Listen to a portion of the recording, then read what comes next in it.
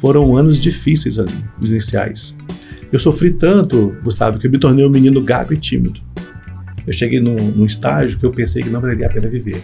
E entrei no banheiro para me suicidar, aos 15 anos de idade. E comecei a gritar com Deus: Deus, se você existe, se você é esse cara que faz e acontece, faz alguma coisa agora. Eu também não imaginava Jamais. que o seu começo tinha sido dessa forma. Foi assim. Mas Deus forja os melhores homens em cima dessas situações adversas da vida, né, Pierre? Sim. Que a Bíblia fala de perdão, o pastor falava de perdão, mas tem uma coisa que eu aprendi: ninguém ensina como perdoar. Então, quando você falava sobre o calor, a presença do Senhor, me emocionou muito. Porque eu fui uma pessoa resgatada por Deus no meu quarto, mas graças a Deus também por orações. Olha aí. O que fazer com o mal que fizeram a você? Sim. Essa pergunta é a base da vida. Aliás, eu termino as minhas palestras, eu vou deixar aqui, né? A frase que eu termino meus treinamentos Brasil afora, né? Sorria sempre e acredite que para você o dia de amanhã será infinitamente melhor do que o dia de ontem. Ei, chega aqui que eu tenho uma novidade muito legal para você. Você já sabe que a Newcastle é a escola de inglês mais bem avaliada do Brasil. Isso no Google e em todas as mídias sociais. E agora nós temos uma novidade muito legal. A Newcastle, nós estamos com um curso de inglês na Hotmart. São mais de 150 videoaulas que foram gravadas por mais de 10 professores de todos os níveis, do básico ao avançado, inglês britânico e americano. Todas as aulas com material em PDF para você baixar e acompanhar as lições, exercícios interativos e o principal, o valor, tá praticamente de graça. R$ 127, taxa única para você praticar o seu inglês todos os dias. Aponte a câmera do seu celular aqui no QR Code da tela e seja bem-vindo a Newcastle. Você não vai deixar essa oportunidade passar, né? Gratidão, galera. Valeu! Fala, pessoal! Seja muito bem-vindo à mesa da sala aqui da nossa casa, onde nós sempre trazemos convidados muito especiais. Aqui é o nosso estúdio do podcast da Newcastle e nós falamos que aqui, né, Medina, é a mesa da sala da nossa casa, porque todas as pessoas que nós estamos trazendo, todos os convidados, são pessoas que têm histórias de vida inspiradoras, testemunhos muito fortes, né? Esse testemunho é forte, gente. Vai impactar. Com certeza. Já curte, comenta e compartilha, porque vai edificar muitas vidas. Pessoal, o nosso convidado de hoje é um ser humano muito especial. Anota aí, ó, pega o papel e a caneta, porque o testemunho aqui vai ser forte e vai ter grandes aprendizados aqui nesse episódio. Ele é escritor, ele é mentor.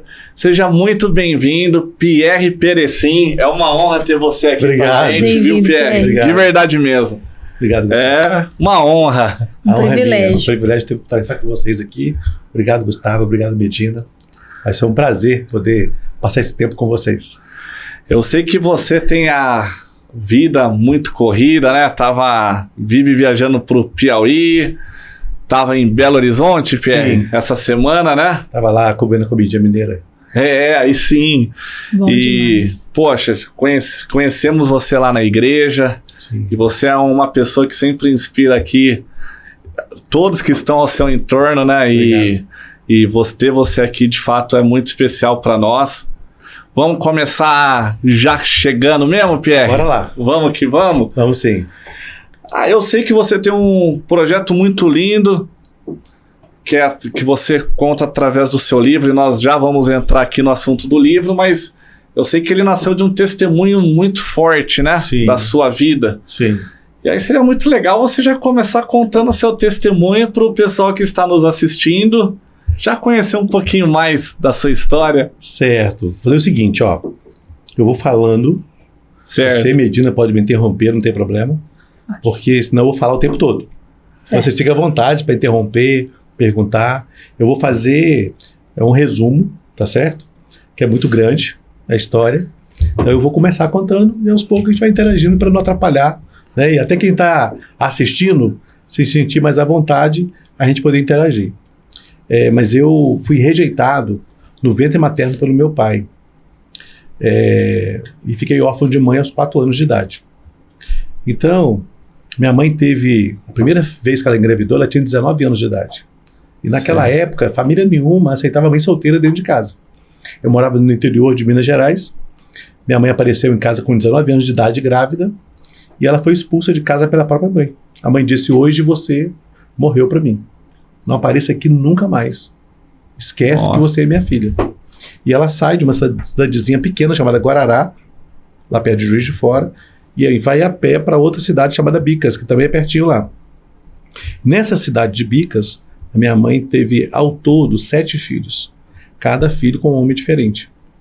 Ela, para se sustentar, trabalhava à noite no hotel. Então, ela com 29 anos de idade, eu tinha 4 anos já, ela estava grávida da 7ª criança, de um homem que morava conosco, se dizia nosso padrasto. Minha mãe sentiu aquelas contrações para dar à luz. De madrugada, saiu a pé, no barracão que a gente morava, para ir para o hospital da cidade. No meio do caminho, ela sentiu muitas dores, caiu no posto de gasolina, bateu a cabeça numa bomba de combustível e faleceram ela e a criança. Então, naquele momento, o homem que morava conosco, se dizia nosso padrasto, ele falou: o filho que era meu morreu, eu não vou criar filho de vagabundo nenhum. Pegou as 6 crianças e jogou nas ruas. Então, com 4 anos de idade, eu fiquei sem mãe, já não tinha pai mesmo, né? E no dia seguinte, o juiz pega a gente. Você imagina, ele não conseguiu uma família que adotasse as 6 crianças. O que ele fez? Pegou as 6 crianças e espalhou pelo Brasil afora. Então você imagina, eu com 4 anos de idade, sem pai, sem mãe, sem nenhuma ligação com a minha família materna, simplesmente acordo de manhã sem mãe. E de repente as minhas irmãs somem. Eu me senti rejeitado, abandonado, com 4 anos de idade, sem saber o que fazer da minha vida. E eu comecei a pensar assim: todos me abandonaram. E fui adotado por uma mulher que ela não queria mais um filho. Ela tinha 3. Ela queria um escravo. E ela me levou para a roça para trabalhar na base da enxada e colocou o filho mais velho para me vigiar. Eu com 4 anos de idade. Na hora do almoço, ela pegou essas latinhas de cera, toda suja de cera, colocou comida naquela latinha, aquela comida quente, misturou com aquele resto de cera e me obrigou a comer aquela comida toda suja de cera. Aí mandou eu voltar para Lida. Na hora do almoço, eu tinha 2 bolhas em cada mãozinha. E à tarde eu voltei para Lida, com aquela enxada na mão, em cima daqueles calos a tarde toda, o filho com o chicote me vigiando, aquelas bolhas viraram bolhas de sangue. E eu chegava naquela noite eu não conseguia fechar minhas mãozinhas. Aí eu cheguei para ela e falei assim: dona fulana, minhas mãozinhas. Ela falou: tadinho, vamos passar um remedinho para sarar. E chamou o filho mais velho e falou assim: ô fulano, traz o álcool e a tesoura aí, vamos fazer um curativo no Pierre. Ela pegou a minha mãozinha, pegou a tesoura, cortou aquela pele para sair aquele sangue preso, cortou da outra mãozinha, segurou as 2 mãos assim, carne viva, e mandou o filho jogar álcool em cima. Primeiro dia na fazenda. Então eu sofri muito nessa fazenda, sabe, Regina? Foram anos difíceis ali, os iniciais. Eu sofri tanto, Gustavo, que eu me tornei um menino gago e tímido. Meu Deus. Eu fui gago até meus 15 anos de idade. Então esse foi meu início de vida. Pierre, nossa, é muito forte. Tô quase chorando já aqui. Porque quem vê você com esse sorrisão... E aquele dia você cantando. Gente, ele tava cantando pelos corredores da igreja. 10 da noite. E eu falei: gente, que pessoa preciosa. Não imagina como foi a tua infância, assim. É surpreendente. Sim. E aqui, né, assim, a gente tá se deparando com algumas histórias, Pierre, que impacta mesmo. Eu também não imaginava que o seu começo tinha sido dessa forma. Foi assim. Mas Deus forja os melhores homens em cima dessas situações adversas da vida, né, Pierre? Sim. Então, assim, eu fiquei nessa fazenda ainda até 7 para 8 anos. Então, eu cheguei lá com 4 anos. Com 7 para 8 anos, eu tô resumindo, tá? Sim. Eu não aguentava mais. Gago, tímido, cheio de mágoa no coração, cheio de rancor. Eu tinha a raiva da minha mãe que morreu, porque eu entendia que ela tinha me abandonado. Ódio do meu pai, que tinha me rejeitado. Eu nem conhecia meu pai. A pior coisa do mundo, Gustavo, é ser órfão de pai vivo. Misericórdia. Porque você perder pai, você perder mãe, é uma coisa natural da vida. que você tem que aprender a aceitar. Mas um Sim. ser humano que sabe que tem um pai, que tem uma mãe, mas que o rejeita, é terrível. Pierre, Sabe? em algum momento você pensou em procurar seu pai, os seus irmãos? Você encontrou algum deles? Tu tá querendo que eu acelere o negócio. É porque eu fiquei com isso. Vou chegar lá. Então, eu vou chegar bem aí. Pelo menos no meu pai. Eu fugi da casa com 7 para 8 anos, sabe? Mas a polícia me pegou e me levou pro juiz. E o juiz arrumou uma outra família para me adotar. Nesse dia que eu fugi, eu resolvi ir atrás do meu pai. Que eu pensei assim, a hora que ele me vê, ele vai abrir os braços, vai me abraçar, né? E eu passei na bica, tomei uma ducha, né? Naquela época a gente usava gordura no cabelo, né? Para poder ficar bonito, né? Passei aquela gordura assim no cabelo, aquelas banhas de porco assim, para ficar um negócio bem lisinho. Fiquei tudo feliz lá para poder ver meu pai. E eu fui até a casa dele. Quando eu cheguei lá, eu bati na porta, ele abriu assim um pouquinho. A hora que ele me viu assim, eu pensei ter visto o capeta na frente dele. Ele bateu a porta na minha cara assim, eu fiquei ali em pé chorando. Aí, acho que foram uns 30 segundos, que parecia uma eternidade. Aí ele abriu a porta só um pouquinho assim e viu que eu estava lá ainda. Aí ele abriu a porta e falou assim, eu sei quem você procura. Você procura seu pai. Mas eu vou te dizer uma coisa, seu pai morreu. Ou melhor, morreu não, porque para mim você nem existe. Faz um favor para você, vira as costas, some daqui e não volta nunca mais. Então eu fui rejeitado pela segunda vez pelo meu pai. Estava com quase 8 anos de idade. E a hora que ele falou aquilo, bateu a porta na minha cara, eu virei, comecei a andar chorando. Acho que eu andei uns 300 metros chorando. Depois eu pensei bem, joguei minhas lágrimas e falei assim, esse homem não merece o filho que tem. E fui embora. Eu falei, nunca mais eu choro uma lágrima por causa desse homem. E fui embora tocar minha vida. A polícia me pegou, me levou para o juiz. O juiz arrumou uma outra família para eu morar numa cidade chamada Leopoldina, lá em Minas Gerais. A família que me adotou era um casal, não tinha filhos. A mulher era uma pessoa maravilhosa. O homem, incrível, fora da bebida. O problema é que 9 da manhã estava bêbado já. Meu Deus. E ele quebrava as coisas dentro de casa, batia na mulher, de espancar a mulher mesmo, sabe? Aí eu comecei, com 8 anos de idade, a frequentar as ruas. Dormir em banco de praça, comer resto de comida, pedir esmolas. Porque se eu fugisse, a polícia ia me pegar, me levar para um juiz, o juiz ia arrumar outra família. A pior coisa do mundo é uma criança que é adotada e toda hora ela é trocada de lugar, como se fosse uma peça. E às vezes tem aquela criança que nem é adotada, mas ela mora um tempo com a avó, um tempo com o tio, um tempo com outro tio, e pensa numa sensação de rejeição que essa criança tem. E eu não queria passar por aquele processo de novo. Fugir, a polícia me pegar e me levar de volta para outro lugar, sabe? Para outra família. E naquela época não tinha, igual tem hoje, facilidade de conselho tutelar, juizado da infância e adolescência, né? Conselho da criança e adolescente. Então, ou você tinha casa ou você não tinha casa. E no Brasil, nós temos dois problemas com criança. Criança de rua e criança na rua. Criança de rua é quem não tem ninguém por ela. Isso se tiver, é um percentual pequenininho. Agora, criança na rua tem um monte. Que são crianças que, mesmo tendo família, são tão abusadas dentro de casa que preferem viver nas ruas. Esse foi o meu caso. Uau! E aí ficou nessa até que idade? Como que foi aí? Eu passei com 8 anos de idade, dormi em banco de praça, comer resto de comida, pedir esmola. Com 11 anos de idade, eu fumava 2 maços de cigarro por dia, bebia cachaça igual água, conhecia as drogas com 11 anos. Mas droga nunca fez minha cabeça. Mas álcool, eu bebia para poder esquentar do frio, para passar raiva, sabe? Era 2 litros de cachaça por dia, com 11 anos de idade. Até meus 15 anos.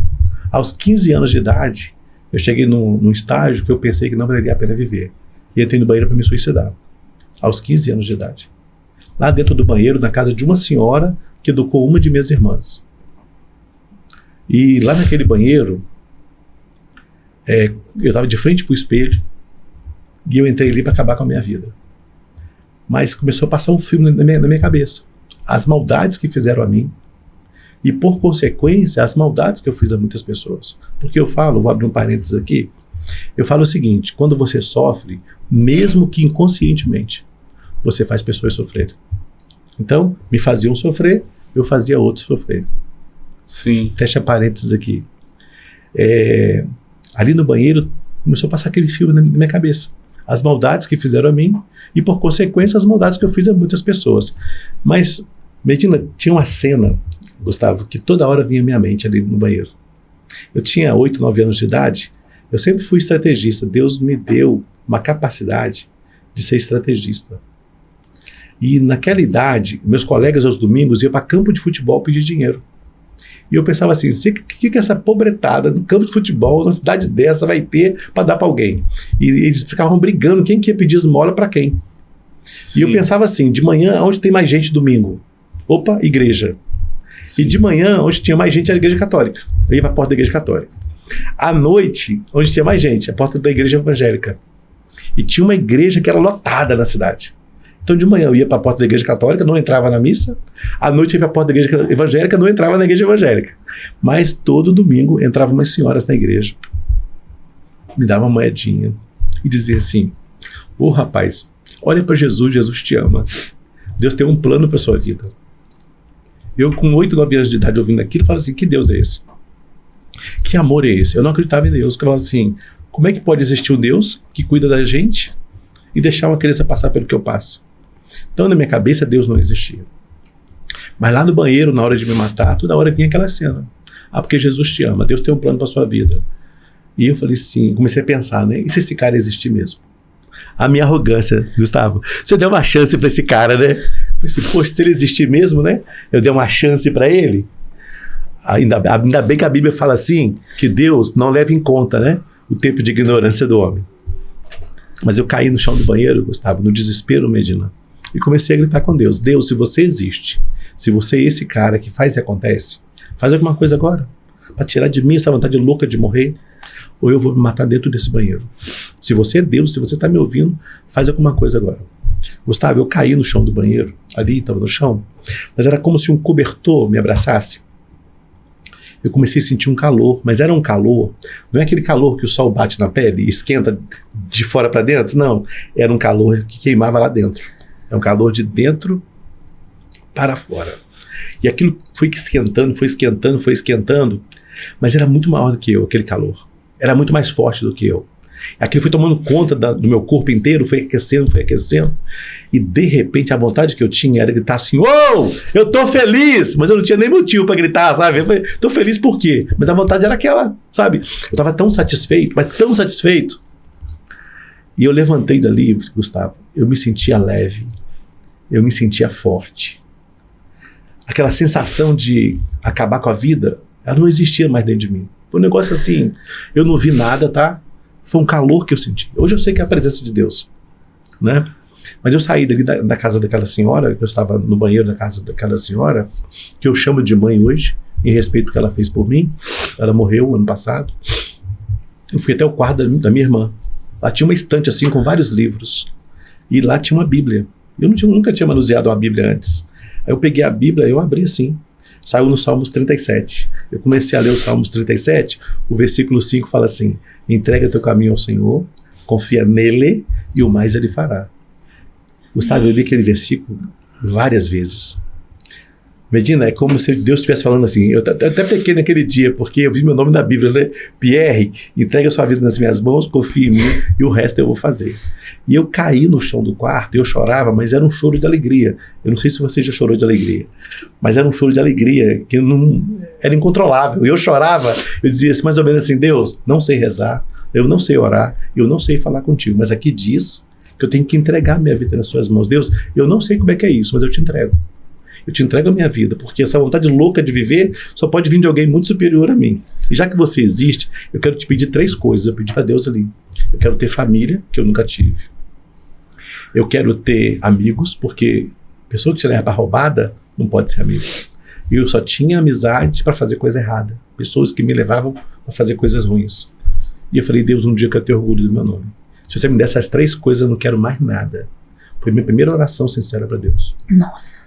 E foi ali, naquele chão do banheiro, que eu saí desesperado, fui para aquele quarto e entreguei minha vida para Jesus.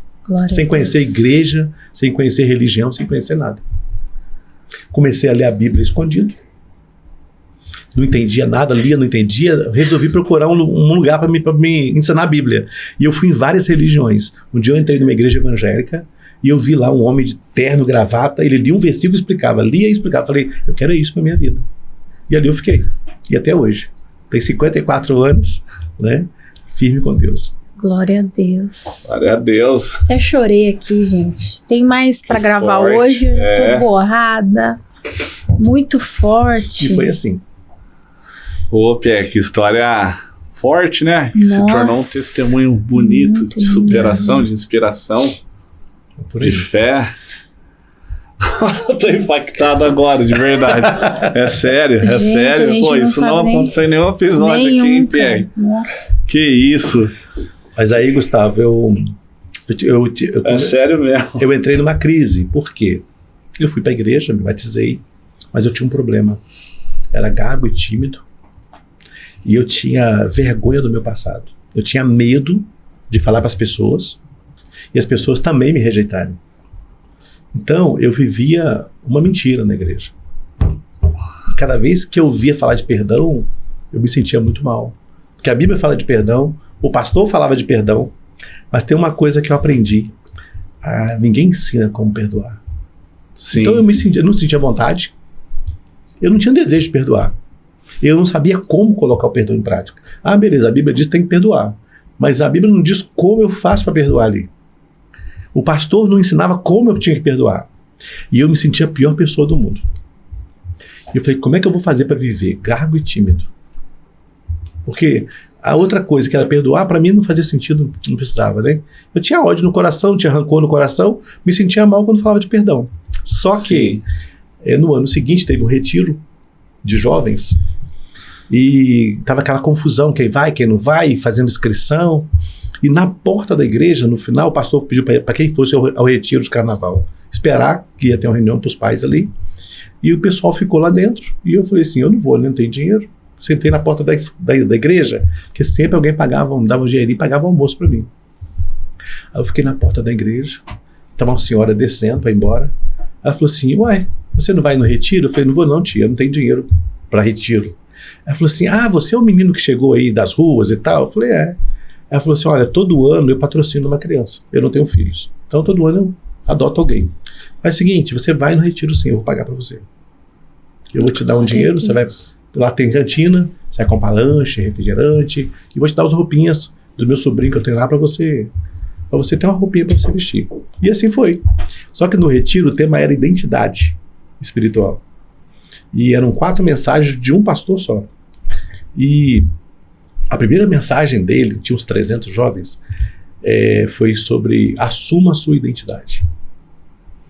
Ele começou assim, Gustavo, olha pro lado aí. Aí todo mundo olhando para um lado, para o outro. Aí ele falou assim, se você souber quem é essa pessoa que está aí do seu lado, nunca mais você senta perto dela. Se você conhecer a história dessa pessoa que está aí do seu lado, você nunca mais vai querer falar com ela. Eu fui só afundando na cadeira, né? O cara tá falando da minha vida. Ele contou minha história para ele. Eu tava em Minas, o cara do Rio de Janeiro. E o tempo todo ele falando sobre aquilo. Ele falou, tem pessoas que vivem uma mentira. Porque se contar o passado dela para você, você nunca mais vai querer conversar com ela. E começou, pá. E eu comecei a ficar desesperado. Só que ele foi mostrando o seguinte, a verdade te liberta. E a mentira te escraviza. E você precisa ter coragem de assumir a sua identidade. Você tem um passado. E esse passado não importa como ele foi. Ele é importante porque trouxe você até aqui. Sim. Cara, que eu fui entrando no meu coração. Sabe quando você olha pra alguém e fala assim, eu ficaria o dia inteiro ouvindo esse cara? Olhar pra igual ele a assim, gente tá aqui agora. Eu ficaria o dia inteiro ouvindo aquele homem. E tem uma coisa, gago procura com quem vai falar. Porque o gago vai falar, as pessoas querem completar a frase pro gago. Eu falo, deixa o gago falar, porque quando você interrompe o gago, é pior. Ele fica mais tímido ainda. Mas eu criei uma coragem, porque eu falei assim, eu vou contar minha vida pra ele vai embora mesmo, vou ver esse homem nunca mais. Eu precisava falar pra alguém, eu precisava compartilhar. Eu tinha medo de compartilhar, mas eu tinha necessidade de colocar pra fora. E na hora do almoço, ele estava numa mesa assim comprida com os jovens, Falei, eu vou falar com ele. Cheguei por trás dele assim, no ouvido dele, falei, e eu queria ir falar com você. Ele falou assim, eu tô vendo que essa conversa vai longe. Aí eu segui, deixa eu almoçar, depois a gente conversa. Ali já me quebrou, né? Fiquei com vergonha, que ele falou alto pra todo mundo. Já fiquei com raiva dele. Vai mais um pra eu perdoar, né? Aí eu saí dali, sentei debaixo da árvore, fiquei lá, bicudo lá. Cara, ele acabou de almoçar e foi me procurar. Aí ele falou assim, vamos lá, jovem, você não quer conversar comigo? Bora lá. Tem a tarde toda pra você. Eu acho que eu chorei 1 hora, gaguejei 1 hora. E 1 hora eu contei mais ou menos a minha história pra ele. Eu terminei. Ele falou assim, Pierre, tá mais fácil do que você imagina. Eu falei, como assim? Ele falou, cara, tu precisa perdoar. Eu falei, mas até o senhor vai falar isso pra mim? O pastor fala isso, a Bíblia fala isso. O problema é que ninguém ensina como. Ele falou, tua crise é essa? Tá resolvido. Corre, papel e caneta. Bastante papel e caneta, traz aqui que eu vou te ensinar a perdoar. Aí eu saí correndo, peguei um caderno de uma menina lá emprestado, caneta. Ele falou assim, eu vou te fazer umas perguntas, você vai anotar. Depois do retiro, você vai fazer esse exercício lá na sua casa. Quando você terminar o exercício, você vai ter certeza que você perdoou. Ele me fez umas 42, 43 perguntas. Anotei tudo. Passei o retiro, doido para chegar em casa para fazer o tal do exercício. Gustavo, foram 4 horas, Medina. 4 horas e meia fazendo aquele exercício. Eu terminei, fiz igualzinho ele mandou. Não vi foi nada, fiquei com raiva dele também. Eu falei assim... O que tá acontecendo? 4 horas e meia fazendo aqueles exercícios, não vi nada. Falei, esse cara tá brincando comigo. Eu não vi nada, não aconteceu nada. Mas 10 dias, 12 dias depois, estava na rua, encontrei com um amigo. Ele falou assim, Pierre, tá fazendo tratamento com psicólogo? Eu falei, não. Com psiquiatra? Eu falei, também não. Com fonoaudiólogo? Eu falei, não. Por quê? Ele falou, cara, tu tá deixando de ser gago. Eu falei, eu? Ele falou assim, tu não tá percebendo? Sua dicção está mudando. Pois eu fui curado, Gustavo, da gagueira e da timidez por causa do perdão. Glória a Deus. Medina, em 30 dias, eu não tinha mais nenhuma sequela. Aí eu não parei de falar mais. Aí se tornou esse que é o problema, esse que é o problema. Agora eu quero falar. Deixa o gaguinho falar. Que bênção, que bênção, gente, é top surreal. Demais. É surreal, gente. E foi assim. Estou extremamente impactada. Foi assim que eu encontrei a Cristo. Não, quem te vê não imagina. Não tem como. Gente, ele tá sempre assim, com um sorrisão. Sempre motivado. Sempre motivado. É aquela pessoa que por uma boca só todo mundo fala bem. Graças a Deus, né? Glória a Deus. Isso é o respeito, né, do nome. Sim, é muito legal. É o que a gente tem, né, de mais precioso, né? Sim, uma pessoa que Sim. é do bem, né? Que todos querem estar perto. Sim. E esse é você, Pierre. Graças a Deus. E aí, Pierre, e o livro, como... Aí já pulando, já tô... O livro foi escrito há quanto tempo? Então, na verdade... Nessa época toda você estava em Minas, né? Sim, aí... tudo Minas Gerais, Juiz de Fora.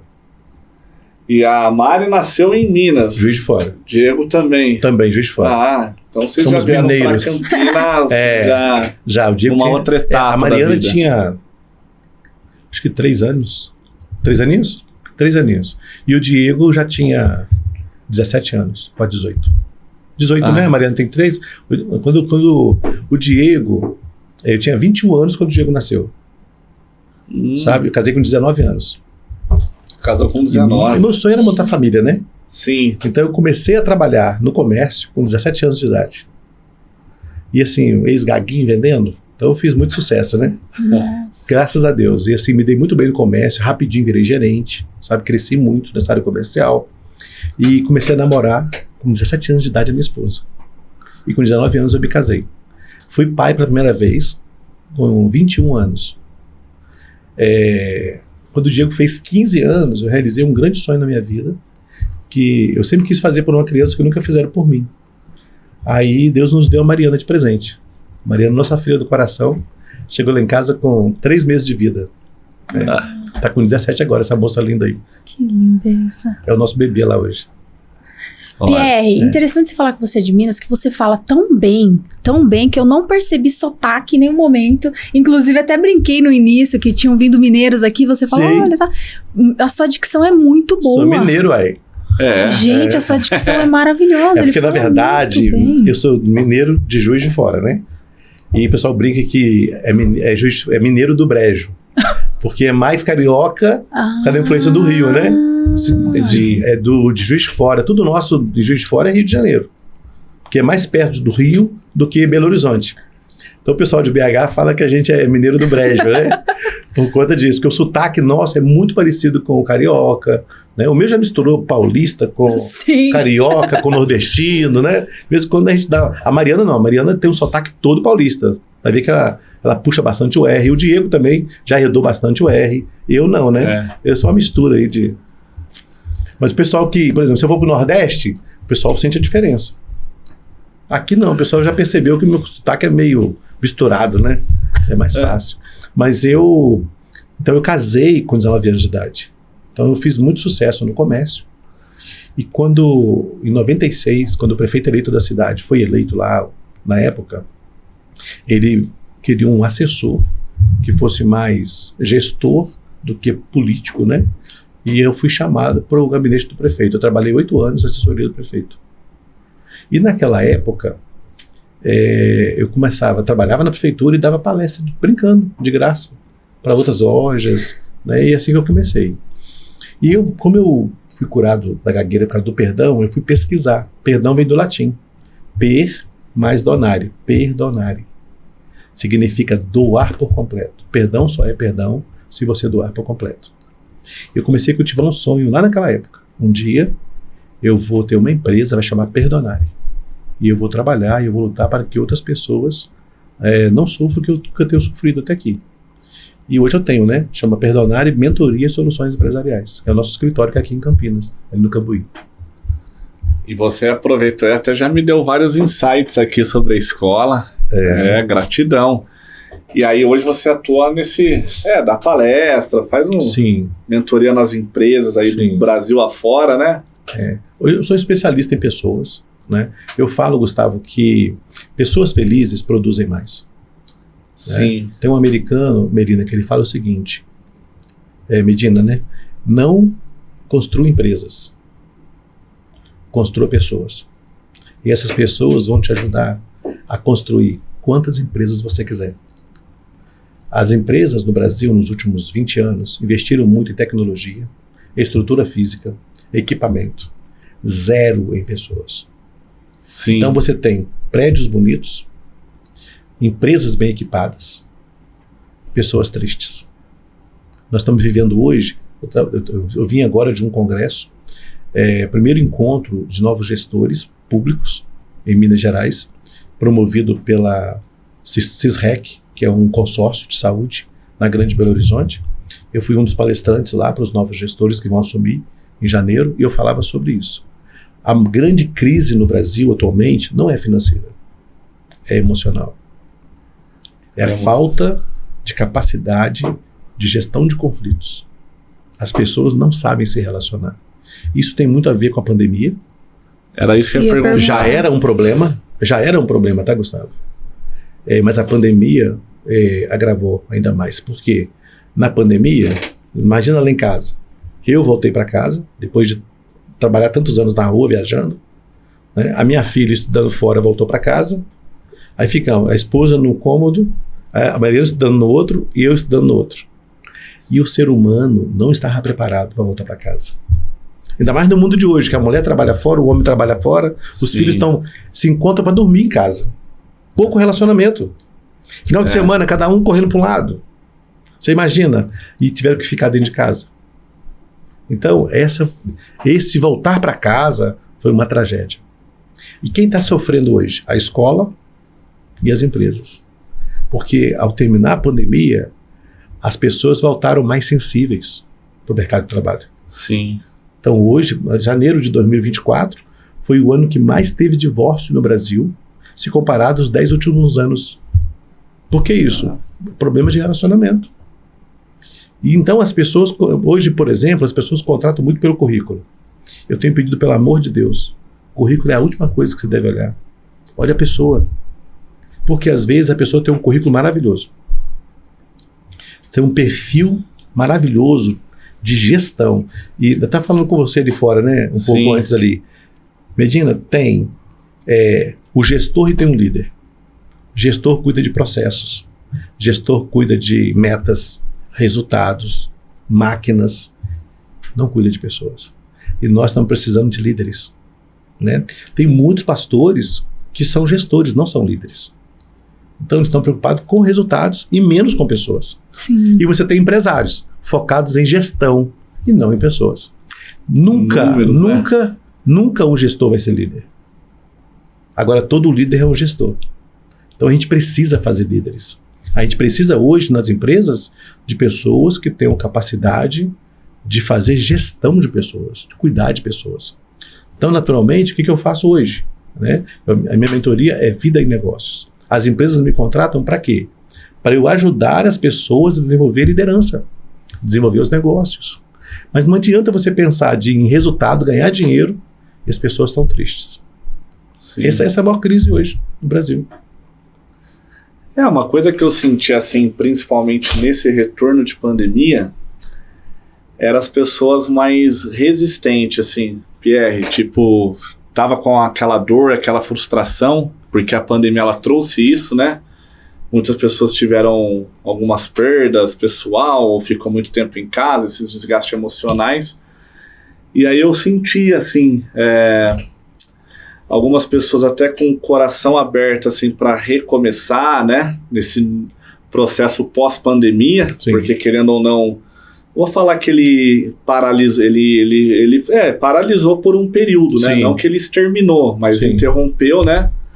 Acho que o mundo estava numa dinâmica 2000 por hora, essa loucura que a gente vive, né? Assim, tecnologia, toda hora informação, resultado, essas coisas de pressão, né? Aí do dia para noite, põe o pé no freio, o carro parou e quando você dá aquela freada brusca, vai tudo para frente, né? Dá aquela chacoalhada. Isso mesmo. E eu vi que, assim, eu falo por mim mesmo, assim, como gestor, eu teve pessoas que eu tinha dificuldade em aquebrantar, sabe? Por exemplo, o que me ajudou muito foi a base familiar, minha esposa sempre parceira juntos, a igreja foi fundamental, a igreja do Nazareno foi fundamental nessa de não adoecer a mente, porque empreendedor, tudo parado, pandemia... Terrível, né? Vários funcionários ali que nós somos responsáveis por essas pessoas e nós buscamos manter todos durante esse período de pandemia, mas com todas essas incertezas, dava frio na barriga, eu acordava com a aflição no peito e ia dormir com essa mesma aflição, entendeu?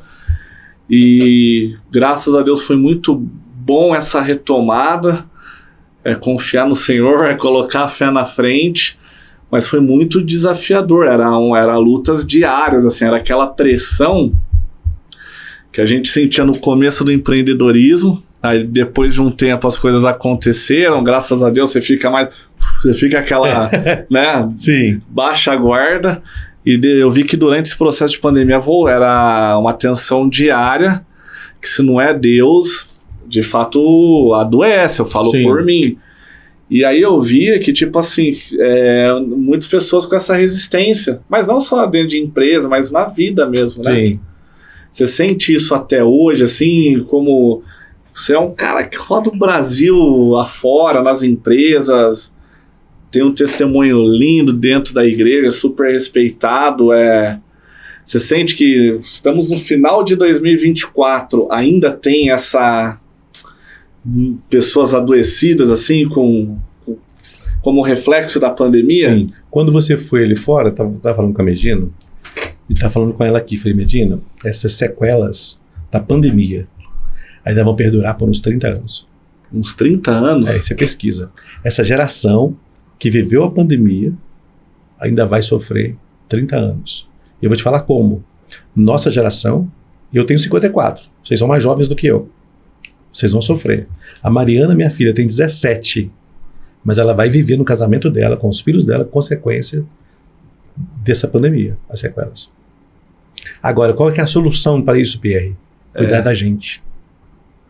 Nós temos que entender que nós não somos máquinas. Você falou assim, como é que surgiu o livro? Né? Eu vou para as empresas, fazer treinamento, fazer mentoria, em algum momento eu vou falar sobre perdão.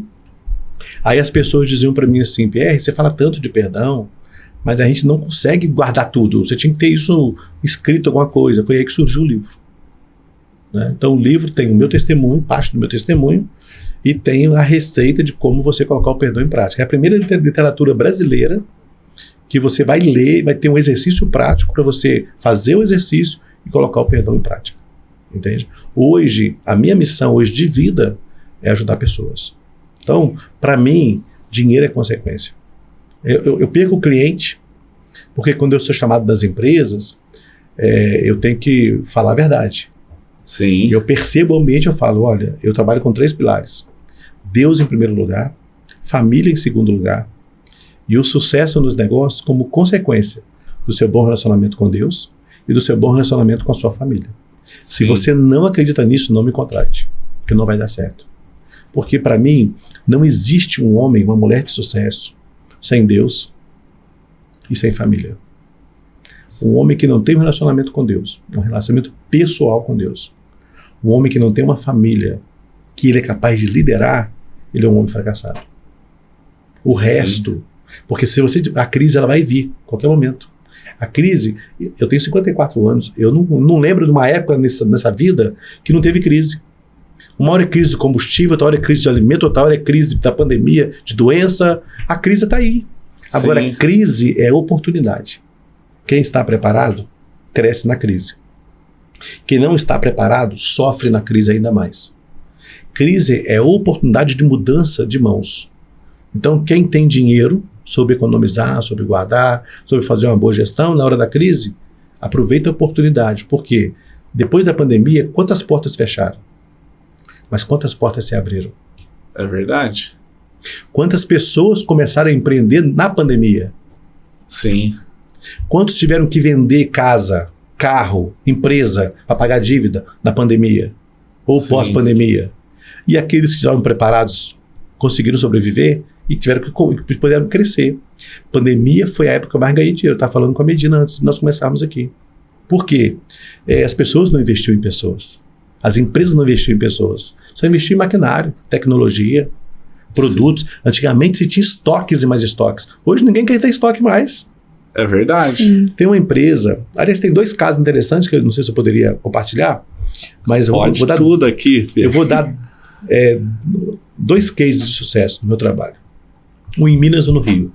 Eu fui chamado a Minas Gerais, o Sebrae de Minas, um profissional do Sebrae, me indicou para uma empresa em Minas Gerais. E cheguei na empresa, o dono da empresa falou, olha, você foi indicado para mim como a única pessoa que o nosso consultor do Sebrae aqui conhece, que ele falou, é a única pessoa do Brasil capaz de te ajudar. E ele falou, eu vou resumir minha história para você, eu quero ser feliz. Você é capaz de me fazer feliz? Foi a pergunta que ele me fez. E eu virei para ele e falei assim, mas você quer ser feliz? Porque perguntas inteligentes geram respostas sábias. Perguntas inteligentes geram respostas sábias. Eu perguntei para ele, você quer ser feliz? Ele falou assim, eu preciso. Eu falei, beleza. Entre precisar e querer existe um abismo. Nem todo mundo que precisa quer. Sim. E se você não quer, nem Deus vai te ajudar. Porque Deus respeita seu livre-arbítrio. E ele virou para mim e falou assim, não, eu quero. Eu falei, mas se você quer, eu posso te ajudar. Ele falou, quanto tempo você precisa? Eu falei, se você não me atrapalhar, 1 ano. Se você me atrapalhar, 2 anos. Em 1 ano, aquele homem estava fazendo 10 anos a empresa dele. Ele queria fechar a empresa, ele queria vender, mandar todo mundo para casa, tinha 150 funcionários, e queria ir para a roça. Quando ele me conheceu. 1 ano depois, ele fez uma festa de 10 anos, para os funcionários e familiares. Eu fui o único prestador de serviço convidado para a festa de 10 anos. Quando eu cheguei, só que eu fui, porque ele me convidou para dar uma palestra na festa, para os familiares. Quando eu cheguei lá, todo armado, né, preparado para dar palestra, ele me chamou na frente, eu levantei, peguei minhas coisas, ele, não, deixa tudo aí. Foi só uma pegadinha, você não vai falar nada hoje, você só vai ouvir. E ele me entregou uma placa, me agradecendo, e ele contou para todo mundo. Ele falou assim, olha, quando há 1 ano atrás eu conheci o Pierre, e eu estava numa crise, que vocês sabem. Ele falou comigo no dia que ele me conheceu. Eu entro aqui magoado de manhã e saio aqui à tarde estressado, angustiado, com vontade de morrer. E eu disse isso para o Pierre. Pierre, você pode me fazer feliz? E nós assumimos o compromisso ali de caminhar juntos. Ele falou. E hoje, Pierre, eu quero te dizer que eu sou um homem feliz. Que eu tenho uma família feliz. Quer saber da minha empresa? Pessoal, fala para o Pierre como é que vocês estão. Aí saltaram serpentina, levantaram cartazes, colocaram a música, começaram a dançar, né? Então, todos nós podemos ser mais felizes, se quisermos. Se você quer, você pode. E se você quer, Deus ajuda. Esse mesmo empresário, 1 ano depois, ele me ligou e disse, olha, eu tenho um tio no Rio de Janeiro que precisa de você. Queria muito que ele te conhecesse. Vamos lá. Ele me mandou a passagem, eu fui para o Rio, me pegou no aeroporto, me levou para a empresa do tio. O tio era casado pela 2ª vez e a mulher atual não aceitava os 2 filhos do primeiro casamento. Teve um filho com essa 2ª mulher, que também não tinha relacionamento com os filhos do outro casamento. E ele falou, eu preciso que os meus 3 filhos se dêem bem e que todos estejam trabalhando juntos na empresa. Então a sua missão é fazer com que a minha esposa atual aceite os meus filhos do outro casamento e fazer com que o meu filho desse casamento aceite os 2 filhos do outro casamento. Você consegue fazer isso? Eu falei, consigo. Aí começamos a trabalhar. 1 mês depois que eu comecei a trabalhar, eu descobri que ele tinha um outro filho, de um outro relacionamento que apareceu de última hora. Era o 4º filho. E aí ele falou, eu quero esse filho agora que apareceu, é meu mesmo, já fiz o DNA, eu quero ele também dentro da empresa trabalhando. Então a minha missão foi unir os 4 filhos, juntar os cacos de vida e fazer com que os 4 pudessem trabalhar junto com a esposa atual. Eu fiquei 2 anos e meio nesse processo. Hoje os 4 filhos trabalham na mesma empresa com o pai, né, inclusive com a mulher atual. Então, quer dizer, pessoas. E esse homem, ele tinha uma máquina que ele comprou da Itália, da Colômbia. 3 anos, Gustavo, a máquina coberta. Ele trouxe 3 técnicos de fora do país, da Colômbia, para treinar os funcionários para fazer aquela máquina funcionar. Aquela máquina poderia trabalhar para 20 homens, produziria 100 vezes mais do que ele tinha de produção no mês. Só que os funcionários aprenderam, os técnicos foram embora, ficaram aqui 3 meses, é um custo alto. 3 anos, a máquina nunca funcionou. E andando pela fábrica com ele me contou a história, e eu falei assim, por que não funciona? Ele falou assim, eu não sei. E eu comecei a andar pela fábrica, conversar com os funcionários. No final do dia eu fui falar com ele. Falei, olha, sabe qual é o problema? Você tem uma máquina linda, mas pessoas tristes. Se essas pessoas estiverem bem, essa máquina vai funcionar. Nós precisamos trabalhar com pessoas. Nós cuidamos daquelas pessoas. Em 3 meses, a máquina começou a funcionar. Gustavo, não tem segredo. Você quer fazer o negócio crescer, a empresa desenvolver, investir em pessoas. Pessoas felizes produzem mais e melhores resultados. Esse é o caminho. O final é sempre sobre pessoas, né? Sabe por quê? A coisa mais importante na Terra são as pessoas. São as pessoas, né? A máquina nunca vai ser mais importante do que pessoas. E nós estamos vivendo numa era da tecnologia, dos robôs, sabe? E ele está falando com você ali fora. Essa é a geração que precisa ser mais humanizada. As igrejas precisam humanizar mais. As igrejas estão muito mais tecnológicas, muito mais voltadas para a gestão administrativa do que pessoas. Então você tem dentro da igreja pessoas tristes. Você tem dentro das empresas pessoas tristes. E é um problema, porque você tem um funcionário aqui, ele está magoado, ele está ferido. Ele chega em casa, ele não consegue dar o melhor dele para a família. Sim. Então ele chega em casa com problema. Passa a noite com a família. Não tem paz. Ele volta pior no dia seguinte. Então uma coisa interessante, imagina aqueles homens que trabalham na rua, com aquelas picaretas cortando asfalto, o dia inteiro com aquilo ali, quando ele vai dormir à noite, os braços estão pesando 100 quilos cada um. Só que ele deita à noite, no dia seguinte, o músculo relaxou, está novo. Ele pode trabalhar de novo. Pessoas não são máquinas. A gente trabalha muito com o cérebro. Então uma pessoa que guarda mágoa, sentimentos, uma pessoa que está aborrecida, uma pessoa que está estressada, ela vai para casa à noite, o cérebro continua trabalhando a noite inteira. Cérebro não relaxa. Sim. Então as pessoas vão acumulando aquilo. Aliás, podemos dividir o mundo em 2 grupos, né? Você tem aquelas pessoas que estressam toda hora, que explodem. Essa pessoa está jogando o que para fora? Lixo emocional. Sim. E tem o outro grupo, as pessoas que nunca explodem. Quem explode toda hora está jogando o que para fora? Lixo emocional. E 90% do lixo emocional dessa pessoa fica com quem está à sua volta. 10% fica com ela. O outro grupo, que não explode, vai guardando o lixo emocional de quem explode toda hora. Mas vai chegar um dia que não vai ter mais lixo emocional. Não vai ter onde caber mais lixo emocional. Não tem como guardar mais. E essa pessoa que não tem mais aonde estocar lixo emocional, o que vai acontecer com ela? Ela vai implodir, quer explodir para dentro. E 90% do lixo emocional dela vai ficar com ela. Vai transformar em quê? Depressão, síndrome do pânico, um câncer, ansiedade e por aí afora. Nós estamos vivendo uma geração, Gustavo, doente. Essa geração é uma geração doente emocionalmente. Precisa de ajuda. O mundo precisa de ajuda. Interessante que pós-pandemia, né? Nós todos vivemos aquele cenário de morte. Então, quando nós retornamos, a palavra é essa: vamos humanizar. Vamos trazer pessoas, vamos acolher mais. As empresas têm falado muito disso, mas na prática, o que você tem visto? É isso aí. Investimento ainda é muito tímido. As pessoas não investem. Você vai ver fora aí, você pergunta quanto treinamento teve no ano com a equipe. Porque os treinamentos que existem são técnicos. Para quê? Para a pessoa vender mais. Entender de produto, entender do processo. Trocou um sistema, vai ter treinamento. Treinamento para cuidar de pessoas, é zero. E eu tenho apelado hoje para as empresas: invistam nas pessoas, cuidem das pessoas.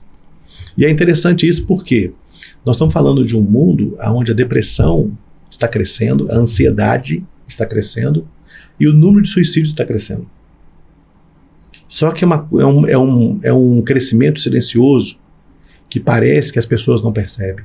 Mas no Brasil hoje, são mais de 13 milhões de pessoas com diagnóstico de depressão, de acordo com a Secretaria no Ministério da Saúde.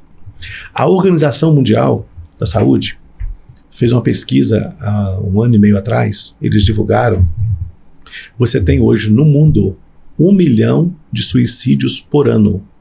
Sabe o que isso quer dizer, de acordo com a pesquisa? A cada 40 segundos, uma pessoa se suicida. Misericórdia. A cada 3 segundos, alguém atenta contra a própria vida. Só que parece que a gente não percebe isso. O estado brasileiro que mais tem suicídio hoje é o Rio Grande do Sul. Proporcionalmente falando, a cidade que mais tem suicídio hoje no Brasil, Teresina, Piauí. Infelizmente, toda semana você vê um caso de suicídio no Piauí. O ex-prefeito, então, ele largou a prefeitura em dezembro, passou o comando para o atual prefeito. 2 meses depois, ele subiu no prédio de 20 andares, pulou e suicidou. Um homem com 3 mandatos nas costas, um excelente prefeito, seria governador do estado hoje. E nós estamos quietos. Tem padres se suicidando, pastores se suicidando. Antigamente, você falava em depressão, antigamente você falava nisso para adultos. Há pouco tempo atrás, eu recebi o telefonema de uma mulher em choque, cristã: Pierre, pelo amor de Deus, meu filho de 6 anos está falando em se matar. 6 anos! E a questão é o que temos feito sobre isso. E assim, Pierre, que conselho que você daria, por exemplo, para uma mãe dessa, assim, que está numa situação, essa geração, querendo ou não, das crianças, adolescentes, muito tecnológica, eu vejo que estão menos sociáveis, né? Tipo, por exemplo, minha infância era rodeado de amigos na rua o dia inteiro, voltava à noite para casa sujo lá, senão tinha chinelado, né? E hoje, assim, o mundo se transformou. Se a gente pegar os últimos 20 anos, hoje o mundo é totalmente tecnológico. Sim.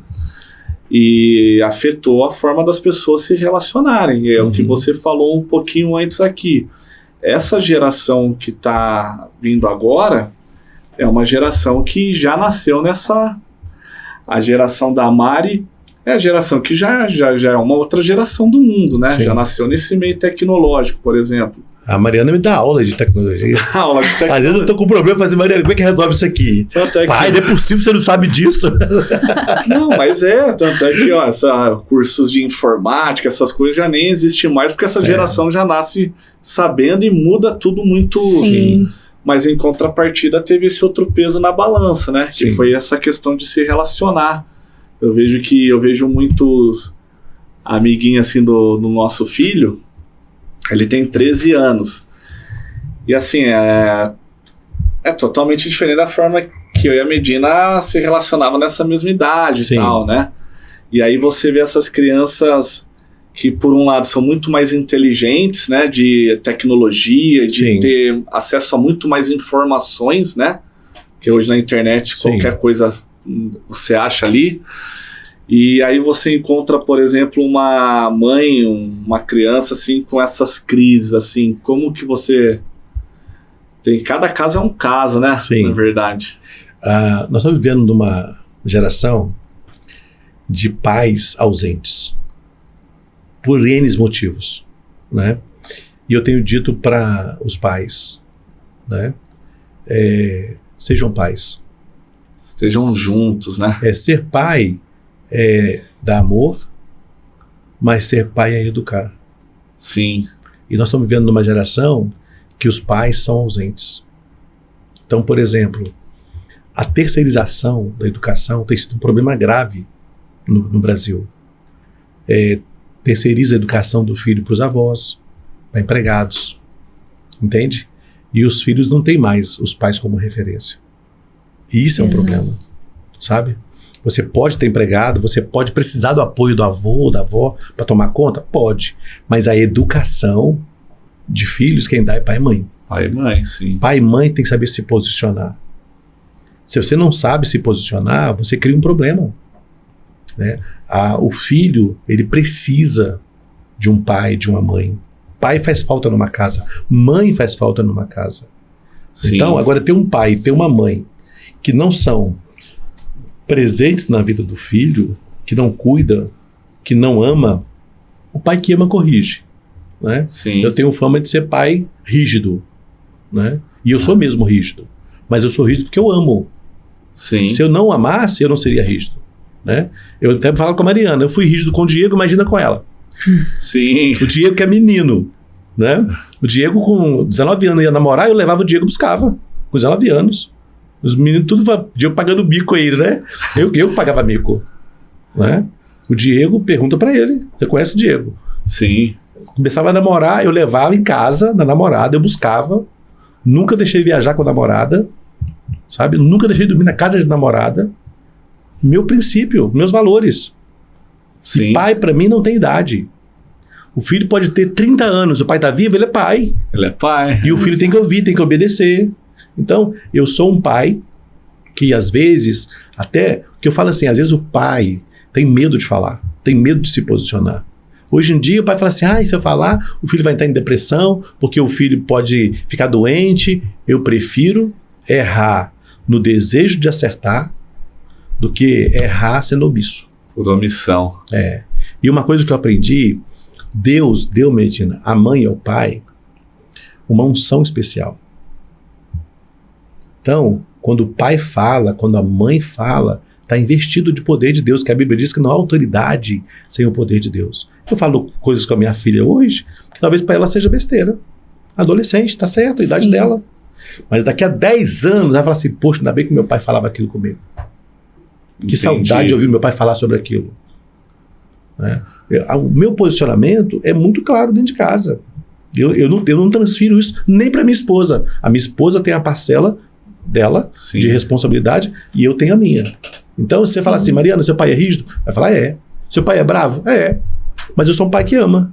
Sou um pai amoroso, sou um pai carinhoso. Mas se eu tiver que falar, eu falo, eu me posiciono. E eu tenho dito hoje para os pais, quanto mais frouxo o pai quanto mais frouxo a mãe mais sofre a criança. Porque o que falta hoje é pais presentes. Exato. Eu lembro de uma situação que eu fui diretor de uma rede de escolas no Piauí, e um pai recebeu uma ligação da escola dizendo assim, seu filho levou um soco de um coleguinha O filho tinha 9 anos, o coleguinha tinha 10. Mas, ó, já resolvemos aqui, tá tudo bem? Pai falou, tá tudo bem. Quando chegou a noite, foi buscar o filho na escola, o filho entrou no carro, ele começou a ir para casa dirigindo, o filho atrás, ele falou, filho, e aí, tudo bem? Tudo bem, pai. Como é que foi lá? Você brigou na escola? É, porque o fulano me deu um soco. Aí o menino começou a chorar dentro do carro. Aí o pai parou o carro, né? Porque criança é assim, caiu. Você fala, tadinho, caiu. Ele vai chorar. Aí o pai foi olhar, tava vermelho, porque deu um soco ali, o menino lutava judô. Aí deu um soco aqui, ficou aquele vermelhão. O pai volta, sexta-feira à noite, imagina. O pai volta na escola, Gustavo. E quando o pai, um Camaro, ele entra na contramão na rua, com raiva, joga o carro na calçada em cima de idosos, em cima de alunos, e vai para a recepção da escola e diz assim para a recepção, para as recepcionistas lá, eu quero falar com o professor Pierre. Ela falou assim, o professor Pierre está na faculdade agora. E ele vai voltar aqui agora só segunda-feira, amanhã também ele está na faculdade. Aí ele falou assim, pois eu não saio daqui enquanto não falar com ele. A moça falou assim, mas eu sou responsável aqui pela recepção, você pode falar comigo? Eu não falo com porcos. Eu só falo com o dono dos porcos. E ó, se não aparecer aqui, eu vou dar tiro pra tudo quanto é lado aqui. A menina desesperada me liga, né? Sim. Nunca me ligaram, porque sabe que eu tô na faculdade, não posso ser interrompido. Aí eu saí da sala e fui entender. E ela falou assim, ó, professor, tá aqui o pai do fulano, disse que não vai embora se o senhor não voltar agora, tem que falar com o senhor agora. Eu falei, olha, quem manda na minha ajuda sou eu. Eu não vou dar permissão para ninguém criar uma ingerência na minha agenda. Eu tenho um compromisso aqui na faculdade. Então você diga para ele, se ele quiser ficar aí. O professor não está entendendo, professor. Ele está falando que vai dar tiro, que vai matar, que vai fazer, que vai acontecer. Eu falei, diga para ele que eu não vou recebê-lo hoje. Eu vou recebê-lo segunda-feira, 9 horas da manhã. Caso ele queira ficar aí, abra a minha sala, põe uma garrafa de café, uma garrafa de leite, põe os biscoitinhos lá, põe um colchonete no chão e ele se vira aí até segunda-feira. Desliguei o telefone e voltei para aula. Na segunda-feira, chega ele e a esposa lá. Eles entram, igual vocês estão aí, e eu sorrindo, né? Eu falo assim, bom dia, o que eu posso fazer por vocês? A mulher falou assim, o que você pode fazer por nós? No mínimo, eu achei que só ia entrar aqui pedindo perdão pra gente. Eu falei, eu pedi perdão por quê? E a mulher quase quebrou a sala. Aí eu falei assim, olha, o seu marido perdeu a razão. Primeiro, quando desrespeitou os pais de alunos que estavam lá fora, os idosos, as crianças, porque ele entrou na contramão, jogando o carro em cima da calçada. Segundo, ele perdeu a razão quando desrespeitou meus funcionários. Meus funcionários são meus amigos e ninguém maltrata eles. Eu não dou permissão para ninguém fazer o que ele fez. Terceiro, ele perdeu a razão, dizendo para todo mundo que vai dar tiro aqui na escola. Misericórdia. A senhora colocaria o seu filho, perguntei para ela, numa escola onde um pai ameaça dar tiros? Ela falou assim, professor, esse homem não mata nem barata, vai matar alguém? Eu falei, então vamos fazer o seguinte, vou mandar fazer um termo de responsabilidade para a senhora vai assinar. Caso ele dê um tiro aqui, a senhora é coparticipante desse crime. Ela, Deus me livre que você dá um documento desse. Eu falei, quer dizer, então nem a senhora confia no seu marido. A senhora acha que eu vou confiar? Sim. Deixa eu dizer uma coisa para a senhora. O menino que bateu no seu menino foi um problema entre os dois, porque o seu menino o tempo todo provoca. O que precisa do seu filho é educação, que ele não tem em casa. E a escola não está aqui para educar o seu filho. O outro menino que bateu não tem educação em casa. Porque ele precisa de ser educado em casa. A escola não vai assumir o papel da senhora. E nem da mãe do outro menino. E por conta do que o senhor fez, eu falei com o pai. Você está convidado a retirar os seus filhos da escola. Você acha que é fácil falar isso com o pai? Não é, mas... Que paga a mensalidade? Sim, sim. Entende? É falta de educação. Aconteceu agora lá, não sei se vocês estão acompanhando aí no Piauí. Uma menina de 17 anos, deu um tiro no menino que não queria namorar com ela. E o menino está tetraplégico. Sim. Lá no Piauí agora, em Teresina, na escola pública lá. Não, uma escola particular lá. Hoje saiu o diagnóstico do menino tetraplegia. Criança que cresce sem a devida orientação dos pais, educação dos pais. Nós estamos criando no mundo hoje, o Napoleão Hill, sim, ele chama isso de herança social, hereditariedade social. Não sei se já ouviram falar sobre isso.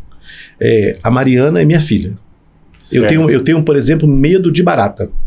Então ela é bebezinho, tô tomando conta da minha filha, aí tá passando a barata ali, aí eu, corre filha, corre, barata. O que eu tô pondo na mente dela? Barata é um bicho horrível, barata faz mal. Sim. Ela vai crescer com medo de barata. É verdade. Você tem um monte de homens aí barbudos com medo de barata. E ele não fala que tem medo de barata, não. Ele fala assim, eu tenho nojo. Tenho nojo, né? Ele não fala que tem medo. Mas tem muito homem barbudo que tem medo de barata. A hereditariedade social é, às vezes, uma pessoa que toma conta dos seus filhos, não teve comida na infância. E é comer tudo agora. E ela olha pro seu filho pequenininho e fala assim, eu não tinha. Você tem. Come, meu filho, come. Aí você tá em casa, você educa de um jeito, vai a funcionária e educa do outro. Você põe a criança na mão de uma avó. A avó tem medo de chuva. Criança pequenininha, 2 aninhos. Aí começa a chover, rampear. A vovó corre, a chuva. Aquela criança cresce com medo de chuva. Hereditariedade social. E nós estamos vivendo isso. Os pais estão criando filhos irresponsáveis. Os pais estão criando os filhos que não respeitam a Deus. Os pais estão criando os filhos que não respeitam os adultos mais. Os pais estão criando filhos que não querem estudar e eles não se importam com isso. E nós estamos vendo hoje uma adolescência fragilizada. O que tem, Gustavo, de adolescentes doentes emocionalmente, nós temos vários alunos com 12, 13, 14 anos tomando remédio de tarja preta em depressão. Nossa. Na nossa época, você via falar isso? Não via. Não via. Pierre, você acredita que isso também é um pouco um reflexo do que é o feminismo? Porque também. A mulher saiu muito da casa, abriu mão desse lugar como mãe, às vezes até para conquistar coisas profissionalmente, por causa dessa cultura que te pressiona. E aí o homem foi ficando mais acomodado. E eu acho também quando a mulher tenta se equiparar ao homem, porque nós temos qualidades diferentes do homem. Então, com exceção do seu caso, deve existir outras crianças que não tiveram a mãe. Eu tive uma mãe presente. E isso fez total diferença para minha vida, sabe? Legal. Meu pai também, meu pai saía para trabalhar, ele voltava às 6. Às 6 a mesa estava pronta pra gente comer junto, sabe? Minha mãe nunca deixava a gente comer antes, a gente sentava pra comer. Que então, legal. esses valores de pedir benção pai, benção mãe... Faz diferença, né? Fez muita diferença pra mim. Então, hoje eu faço questão de montar a mesa pra gente. Vai tomar um café? Vamos montar a mesa. Que legal, né? Então, assim, tempo são de valores. Mesa faz diferença, o né? Gustavo, ele fala, nossa, eu aprendi a agradecer a comida porque eu vejo você agradecendo a comida, fazendo oração. É isso. diferente. O Davi, então, assim, mas porque eu cresci assim, então eu vejo que muitas pessoas que talvez não tiveram isso, hoje elas vão se bandeando por grupos, né? Sim. De culturas, o feminismo e não sei o quê, e essas minorias que já estão se tornando maiorias. Sim. Você não acha que também essa falta da mãe que está refletindo essa questão? Eu não acho, não, tenho certeza. Porque, veja bem, nos Estados Unidos tem uma pesquisa que diz que as mulheres mais independentes, as executivas, são frustradas na vida amorosa. Porque tiveram que fazer uma opção entre cuidar da vida pessoal e cuidar da carreira. Se uma mulher é capaz de abrir mão da vida amorosa para cuidar da carreira, não vai largar os filhos. Sim. Então, essa independência da mulher está custando caro. Então a mulher não pode trabalhar fora? Pode e deve. Mas existe uma coisa que a gente trabalha na mentoria, que é gestão de tempo. Sim. As pessoas, aí não são só as mulheres não, tá, Medina? Sim. Homens. Eu perguntei das mulheres por ser a mãe, entendeu? E eu me vejo nesse lugar de mãe. Não, mas é então verdade. Eu queria ouvir de você. Existe um problema que é gestão de tempo. Tem gente que fala assim, meu dia tinha que ter 48 horas. Mas, na verdade, se o dia tivesse 48 horas, essa pessoa iria infartar. Ela não está aguentando viver com 24. É verdade. A questão é, o que eu faço com a minha vida? Eu tenho um trabalho que a gente faz nas empresas. Por exemplo, você consegue ter 3 vezes mais resultado se você conseguir administrar melhor o seu tempo. E eu pergunto sempre para meus clientes, quem domina quem? Você domina o seu tempo ou o seu tempo domina você? Eu sou uma pessoa que eu não atraso, eu tenho compromisso com a minha agenda, eu tenho compromisso com meus clientes. Agora, meus clientes não têm esse compromisso, muitos deles. E eu preciso educá-los para isso. Parece que não, mas vamos falar aqui, você trabalha o dia inteiro nisso aqui, corre para lá, corre para cá. Sim. Você está cansado, chega à noite, você não tem energia pro filho. Aí tu vai dormir. Quem está pagando a conta? Você, que sabe que não está correspondendo com o tempo com os filhos, e os filhos que têm a ausência dos pais. É possível você trabalhar e ter saúde para ver um filme com o filho, sair com o filho? É. Sim. A gestão de tempo é um problema. Os alunos não têm uma boa gestão de tempo. Então, estudam de forma medíocre. Os pais são péssimos profissionais, são medíocres na profissão. Então, tiveram uma educação medíocre, são profissionais medíocres, levam o trabalho para casa, trabalham manhã, tarde e noite, não conseguem administrar nem o tempo deles e criam caos. E isso é um problema hoje.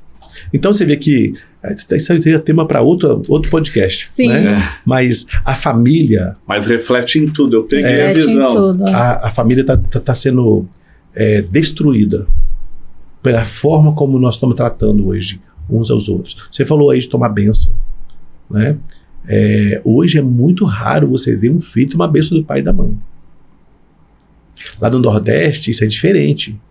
Você vai no Nordeste, todo filho beija a mão do pai ainda, sabe? Beija o rosto, benção meu pai, benção minha mãe, né? Hoje o filho chega em casa e fala: e aí, velho, como é que tá? E aí, coroa? Acabou o respeito. Sim. Os adolescentes falam com os pais como se falam com o coleguinha na rua. Se bobear, fala alto e grita. E os pais não se posicionam. Então, nós temos que cuidar mais da família. Aí vai e volta ao tema, que é o que eu tenho feito com a minha vida. Porque eu tenho que fazer uma boa gestão da minha vida, dos meus conflitos pessoais. Agora, você pensa bem, eu falo assim, bom, eu nunca tive pai, meu pai nunca me disse que me amava, meu pai nunca me abraçou, então eu não vou abraçar minha filha.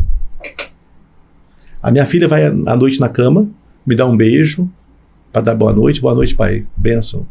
Falo, Deus te abençoe, filha. A última frase que eu falo para ela, papai te ama. Não falo, filha, todo dia à noite. Mas porque eu nunca tive isso. Eu nunca tive o privilégio de um pai chegar, me dar um beijo, dizer que me ama, me abraçar. Agora eu vou fazer isso com a minha filha? Não, eu quero que ela tenha isso sem acesso. Até faço isso porque se o marido dela me der um beijo nela antes de dormir, ela vai falar assim: meu pai me beijava. Abra a porta do carro para ela. Eu falo assim, o namoradinho vai passar aperto para me substituir. O cara vai ter que ser elegante. Eu tenho que ser elegante. Não, claro. Tá vendo, hein, Mari? E é assim mesmo. A régua tá alta aí, hein? É assim mesmo. Hoje no almoço eu falei com ela, estávamos no almoço conversando lá, né? Que eu falei dessa situação que teve lá. Falei, eu oro muito, filha, para Deus te dar um namorado de verdade, um marido de verdade, porque tá chegando a hora, né? 17 anos, vai fazer 18 agora ano que vem. Aí eu falei assim, não posso escolher namorado para você, mas se depender de mim, das minhas orações, eu quero o melhor para ela. Ela falou, não, pai, eu não namoro sem sua bênção. Glória a Deus. Eu tenho que ter sua bênção. Sim, sim. Né? Então, hoje em dia, você está se perdendo a referência de família. Esse é o problema. Porque o pai desrespeita a mãe desrespeita o pai, e o filho vê isso, um desrespeita o outro, acabou. Cresce sem nenhuma referência, né? Achando todo esse caos normal, né? Mas não é normal, é comum, né? É isso mesmo. Pode ser comum, mas nunca vai ser normal, né? E não adianta, ó. Vocês são empresários. Deus em primeiro lugar. Sim. Tratar a família. Porque isso aqui é consequência. Sim. Do relacionamento de vocês com Deus. E do relacionamento entre vocês, família. Porque na hora da crise, você pode até vir a ter uma crise e quebrar. Mas você com Deus e com a família, você reconstrói tudo. É verdade. Na verdade, a equipe até abrindo aí o coração para você, mas o CNPJ só deu certo de verdade quando o CPF se alinhou. É isso aí. Então, o que a gente fala sempre para a Medina é cuidar primeiro do CPF, da pessoa. É isso aí. Depois vem o CNPJ. E o que é cuidar do CPF? É Deus e família. Sim. Resumindo, é isso. Parabéns. Ter esse compromisso, né, com Deus. Eu já conhecia você, eu não conhecia a Medina. Quando ela falou Gustavo, eu não entendia quem era, mas na hora que você me mostrou a foto, na hora. Não, sempre estava ali. Isso. Admirando, te vendo lá. Você muito foi nos segunda, encontros, né, dos empresários. De domingo também, de manhã, já te vi muitas vezes lá na igreja, né? Mas eu fui arrastado para a igreja pela Medina. Tá vendo aí? Pô, tá com uma pedrinha na coroa lá no céu. Glória a Deus, amém, Senhor. Puxou. E que eu fui resgatada por Deus. Graças a Deus. Então, quando você falava sobre o calor, a presença do Senhor, me emocionou muito. Porque eu fui uma pessoa resgatada por Deus no meu quarto, mas graças a Deus também por orações. Olha aí. Orações. Eu não fui aquela pessoa evangelizada. Sim. Mas eu tinha pessoas que oravam por mim, sabe? Bênção, né? Bênção. E aí o Senhor me resgatou. E aí foi natural, porque quando o Senhor entra na nossa vida, é impossível você não refletir Ele. Sim. Sabe? Não é nem o falar, porque eu pouco falava. Eu tava tão querendo ir pra igreja, que ele via e falava, nossa, eu falava, gente, eu chego lá, o cara, ele fala o que tá acontecendo comigo, meu coração reage à palavra. É isso aí. Então, aquilo me empolgava. De repente, os meus gostos mudaram. E aí ele começou a ficar curioso. Falou assim, nossa, a mulher tá diferente. Cadê a minha mulher? Pra onde que ela foi? Isso aí deve ser bom, eu tenho que experimentar. Tá na versão melhor? Legal, tá né? E aí a nossa vida foi transformada realmente. Parabéns. A partir disso, sabe? O Senhor foi alcançando. E a gente tem o Davizinho lá, que é uma bênção, nosso menino de 13 anos. Mas essa preocupação de passar os valores, aquilo que a gente acredita.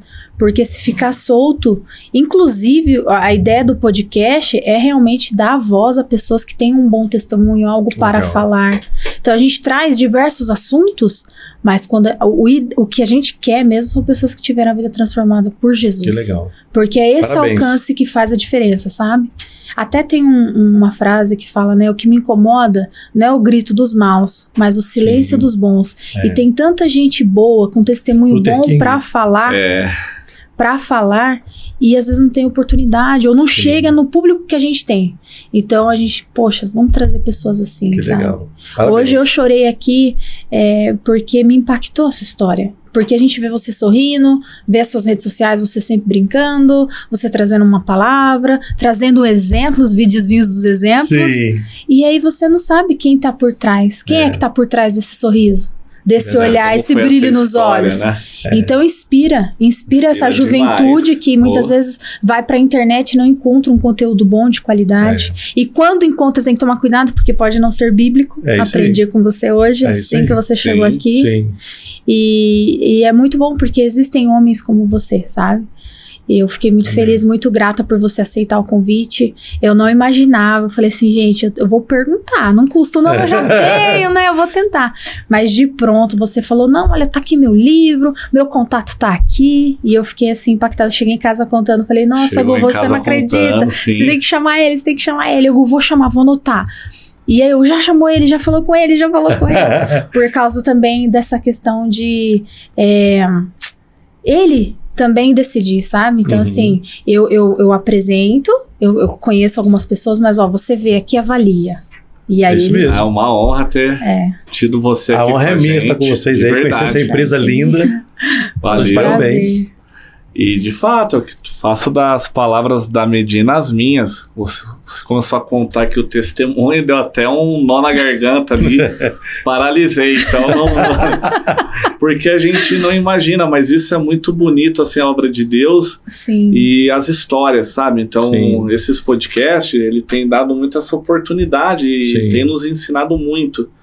Porque você vê que, assim, toda pessoa que a gente tem admiração, que eu vejo como uma pessoa forte, eu via você lá na igreja e com aquela energia e tudo mais, tem uma história forte por trás. Eu não conheci até hoje uma pessoa forte sem uma história por trás, sabe? Tipo, e o quanto que Deus usa dessas histórias para forjar mesmo a vida dessa pessoa, né? A mensagem que ela... Tudo que ela transborda, né? E é uma honra, Pierre. A honra é minha. Pierre, infelizmente, estamos chegando aqui ao final. Mas, ó, a porta aqui da nossa casa, do podcast, da escola, tá super aberta aqui para você. A hora que quiser voltar, já tá agendado, de verdade. Obrigado. E você recebe muito bem. Oh, valeu. Não, uma honra ter você com a gente. A honra é nossa. De verdade. E a gente sempre pede para todo convidado, né, Pierre? Sim. Antes de finalizar aqui o episódio, você fala do livro, aonde o pessoal encontra, mas você trouxe várias mensagens aqui, que quem assistiu e prestou atenção, com certeza, você trouxe várias sementes que foram plantadas aí no coração das pessoas, inclusive aqui no nosso. Mas para você deixar aquela mensagem final, assim, aquela que transborda, mirando ali na câmera, né, Mari? Pra dar aquele zoom mesmo. Aquela mensagem que vai virar corte e que vamos divulgar aí pra todo mundo. Eu quero agradecer a vocês a oportunidade. Estou muito mais feliz hoje porque a Mariana veio comigo. É o primeiro podcast que ela me acompanha. Aí né? Sim, hein, Mário? Então, ter minha filha aqui é um privilégio. Mariana é uma das riquezas da minha vida, né? E eu vou terminar, primeiro, na verdade, esse livro hoje, eu nem estou divulgando a venda dele. Nós temos doado os livros. Né? A gente tem feito um trabalho hoje a nível de Brasil. Eu vou às cidades, a gente cria o Dia Municipal do Perdão. A gente tem um projeto que chama Saúde Emocional ao Alcance de Todos. Aliás, quem quiser pode entrar no site lá, institutoperdonare.com.br. A gente tem lá alguma coisa sobre o trabalho que a gente faz, está lá à disposição. A gente faz mentorias com empresas, com liderança de igrejas. A gente tem desenvolvido os negócios Brasil afora. Mas eu quero terminar com essa frase aqui do livro. Ó. O que fazer com o mal que fizeram a você? Sim. Essa pergunta é a base. É a base da vida. Porque você não pode impedir as pessoas de te magoar, de te ferir. Você não vai poder impedir as pessoas de provocar você. Mas saber o que fazer com o mal que as pessoas fazem a você é o segredo da vida. Eu teria todos os motivos do mundo para estar aqui hoje, ameaçando sua família, sendo um perigo para vocês, mas pela graça de Deus, pela misericórdia de Deus, Ele me resgatou, Ele me ensinou o que fazer com essas maldades que plantaram no meu coração. Né? Eu procurei todas as pessoas que me magoaram no passado, pedi perdão, sabe? Inclusive a mulher que me judiou muito lá na fazenda, eu levei o convite de casamento para ela na casa dela, né? Um momento difícil, eu tinha 19 anos de idade. Então, até os 15 anos de idade, Medina, eu não sabia sorrir. Eu tinha um olhar triste. Eu falo, quem não tem Cristo, o olhar é fosco, é apagado. E eu tinha motivos, né, para eu não sorrir. E no dia que eu entreguei minha vida para Jesus, que eu realmente fui curado da gagueira, que eu entendi que eu precisava perdoar, eu disse, a partir de hoje, eu não vou passar um dia sem sorrir. Minha filha tem 17 anos de idade. Pergunta para ela o dia que ela me viu mal-humorado, cabeça baixa, por aí. Por quê? Eu amo isso todos os dias, eu falo para mim mesmo. Hoje vai ser melhor do que ontem. Aliás, eu termino as minhas palestras, eu vou deixar aqui, né? A frase que eu termino meus treinamentos Brasil afora, né? Sorria sempre e acredite que para você o dia de amanhã será infinitamente melhor do que o dia de ontem. Eu tenho isso claro na minha vida. O dia de amanhã vai ser melhor do que o de ontem. Outro dia alguém perguntou para mim assim, mas e o dia de hoje? Eu falei, estou construindo o dia de amanhã. Eu preciso viver hoje. E não sem dúvida, tá, Medina? Se você não resolver o passado, você não consegue viver o presente. Passado mal resolvido te impede de viver o presente. Passado mal resolvido te impede de viver o presente. E se você não viver o presente, você não vai construir um futuro melhor. Uau. Que seja uma mensagem aí para terminar nosso bate-papo. Galera, curte, comenta e compartilha o nosso podcast. Segue o Pierre, que eu tenho certeza que você vai ver lá muitos exemplos bons. Um exemplo de pessoa, como vocês viram aqui, um homem de Deus, fervoroso na fé. E não deixe de compartilhar com aquele seu amigo, que eu tenho certeza que vai edificar a vida dele.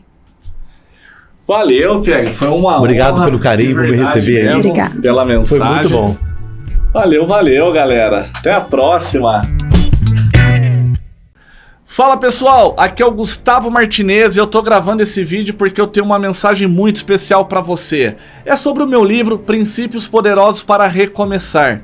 Nesse livro eu compartilho muitos princípios e estratégias de pessoas que passaram pelo deserto, pelo fundo do poço, mas desse cenário adverso construíram a sua melhor versão, os seus maiores resultados.